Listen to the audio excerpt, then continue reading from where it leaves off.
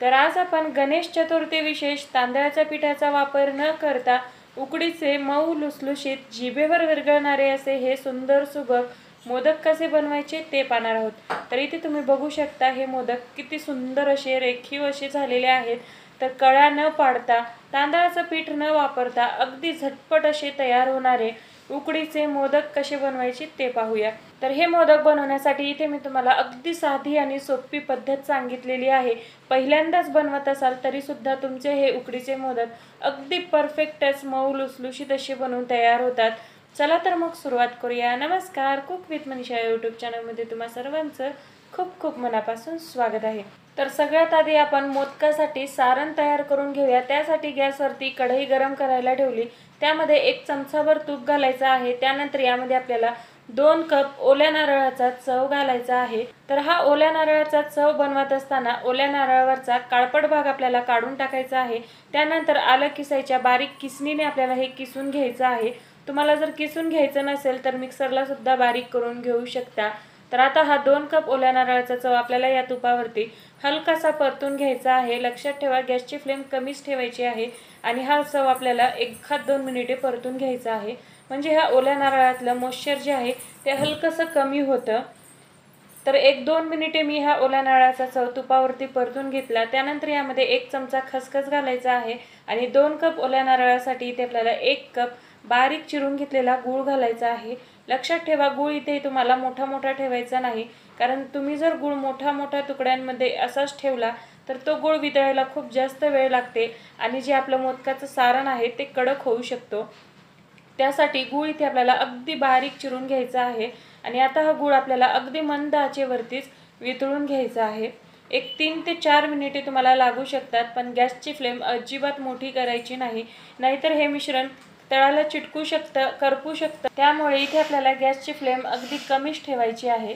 तर 3 ते 4 मिनिटानंतर तुम्ही बघू शकाल इथे आपला गूळ हा संपूर्ण वितळलेला आहे आणि सारण सुद्धा अगदी छान असं मोकळं सुटसुटीत झालेलं आहे। तर लगेचच आपल्याला गॅस बंद करायचा आहे, खूप जास्त वेळ परतत बसायचं नाही, नाहीतर हे मिश्रण कडक होऊ शकतं। तर सगळ्यात शेवटी यामध्ये आपल्याला 1 चमचा भरून वेलची आणि जायफळची पावडर घालायची आहे आणि हे सुद्धा आपल्याला अगदी छान असं यामध्ये मिक्स करून घ्यायचे आहे। तर इथे मी गॅस बंद केलेला आहे। गॅस बंद केल्यानंतरच यामध्ये मी वेलची आणि जायफळची पावडर छान असं मिक्स करून घेतली। आता आपण गॅस बंद करूया। तर सारण थंड होतंय तोपर्यंत आपण मोदकाच्या आवरणाची तयारी करून घेऊया। तर गॅसवरती एका दुसऱ्या कढईमध्ये इथे मी 1 कप दूध आणि 1 कप पाणी घातलेलं आहे। तुम्ही त्याऐवजी 2 कप दूध किंवा 2 कप पाणी वापरलं तरी देखील चालेल। त्यानंतर यामध्ये मी 1 चमचाभर तूप घातलेला आहे। तर आता ह्या दुधाला आपल्याला छान अशी उकळी काढून घ्यायची आहे आणि इथे तुम्ही बघू शकाल दुधाला उकळी आलेली आहे। दुधाला उकळी आल्यानंतर यामध्ये आपल्याला 1 कप बारीक रवा ॲड करून घ्यायचा आहे। तर इथे आपल्याला बारीकच रवा वापरायचा आहे, जाड रवा अजिबात वापरायचा नाही। इथे जर तुम्ही जाड रवा वापरला तर तुमचे मोदक व्यवस्थित येणार नाहीत, ते फुटू शकतात किंवा त्याची पारी तयार होत नाही। जर तुमच्याकडे बारीक रवा नसेलच तर तुम्ही इथे जाड रवा मिक्सरला फिरवून वापरू शकता। तर आता हा रवा आपल्याला ह्या दुधामध्ये अगदी व्यवस्थित असा मिक्स करून घ्यायचा आहे। जोपर्यंत हा रवा डोच्या फॉर्ममध्ये येत नाही तोपर्यंत आपल्याला असं सतत हलवत राहायचं आहे, नाहीतर यामध्ये गुठळ्या तयार होऊ शकतात, ही गोष्ट इथे लक्षात ठेवायची आहे। तर आता हा रवा आपण 1-2 ते 3 मिनिटे मंद आचेवरती असाच मिक्स करून घेऊया। तर इथे तुम्ही बघू शकाल 2 ते 3 मिनिटानंतर हे छान असं डोच्या फॉर्ममध्ये आलेलं आहे, याचा एक गोळा तयार झालेला आहे। अजिबात हे मिश्रण कढईला चिटकत वगैरे नाही। तर आता हे आपण एका ताटेमध्ये काढून घेणार आहोत। तर इथे मी एका ताटेला हलकसं तूप पसरून घेतलेलं आहे, म्हणजे हे जे आपलं मिश्रण आहे ते अजिबात या ताटेला चिटकणार नाही। तर आता हा रवा आपल्याला गरम असताना छान असा मळून घ्यायचा आहे। तर हाताने आपण हे मळू शकत नाही, त्यामुळे एखादा तांब्या किंवा ग्लास, वाटी काही तुम्ही घेऊ शकता, त्याला थोडंसं तूप लावून घ्यायचं, म्हणजे हा रवा तांब्याला किंवा वाटीला चिटकणार नाही आणि गरम असतानाच हा आपल्याला छान असा मळून घ्यायचा आहे। 1-2 मिनिटे आपण हे असंच मळून घेतलं का मोदक हे अगदी सुंदर बनवून तयार होतात, मऊ लुसलुशीत बनवून तयार होतात, अजिबात ते फुटत किंवा फाटत नाहीत। तर ही स्टेप इथे खूप महत्त्वाची आहे। तर 2 ते 3 मिनिटे ह्या तांब्याने सतत मी हे मळून ह्यातल्या सगळ्या गाठी फोडून घेतलेल्या आहेत आणि छान असं इथे आपलं पीठ तयार झालेलं आहे आणि हलकसं कोमट देखील झालंय। तर आता हे पीठ आपण हाताने मळून घेऊया।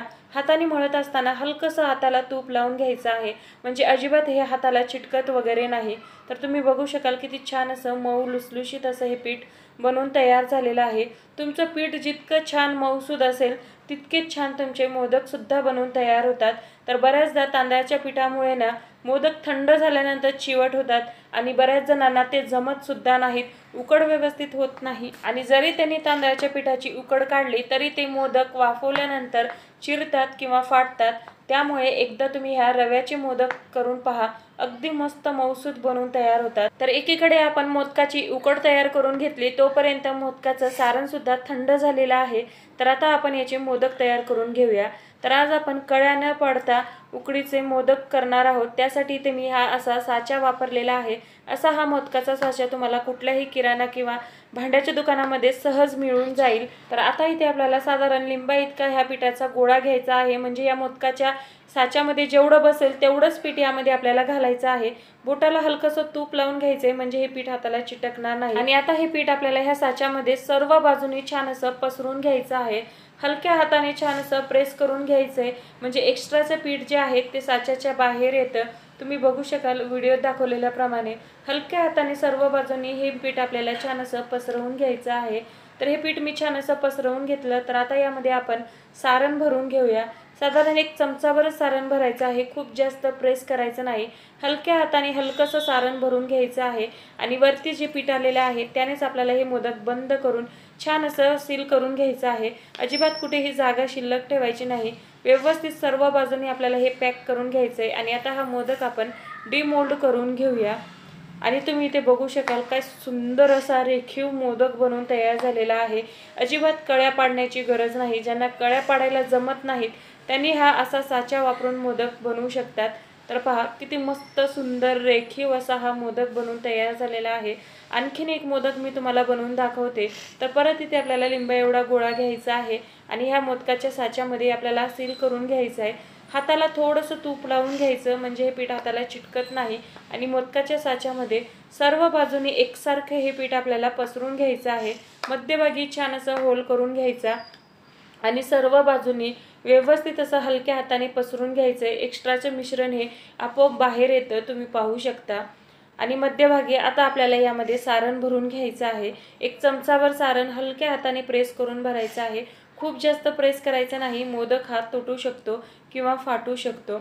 आणि वरती जे सारण आलेलं आहे त्यानेच आपल्याला हे मोदक छान असं बंद करून घ्यायचं आहे। अजिबात कुठे सुद्धा छिद्र ठेवायचं नाही किंवा होल ठेवायचा नाही, मस्त हलक्या हाताने हे बंद करून घ्यायचं आहे। तर पहा दुसरा मोदक सुद्धा इथे आपला बनवून तयार झालेला आहे।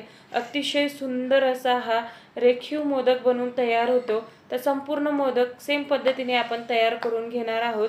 तर असे हे उकडीचे मोदक तुम्ही सुद्धा एकदा नक्की ट्राय करून पहा आणि तुम्ही बघू शकाल अगदी छान असे ट्रान्सपरंट असे मोदक बनवून तयार झालेले आहेत। तर इथे मी एक 8 ते 9 मोदक तयार करून घेतलेले आहेत। तर आता हे मोदक आणखीन सुंदर दिसण्यासाठी यावरती मी एक केशरची काडी अशी चिटकवून घेत आहे। हे पूर्णपणे ऑप्शनल आहे, पण जेव्हा आपण हे मोदक वाफवतो तेव्हा हे केशरच्या काडीचा रंग आणि फ्लेवर ह्या मोदकाला येतो, तेव्हा ते हे मोदक खाण्यासाठी अतिशय सुंदर असे लागतात। त्यासाठी ह्यावरती मी एक केशरची काडी लावून घेणार आहे। तुम्ही नाही लावलात तरी देखील चालेल।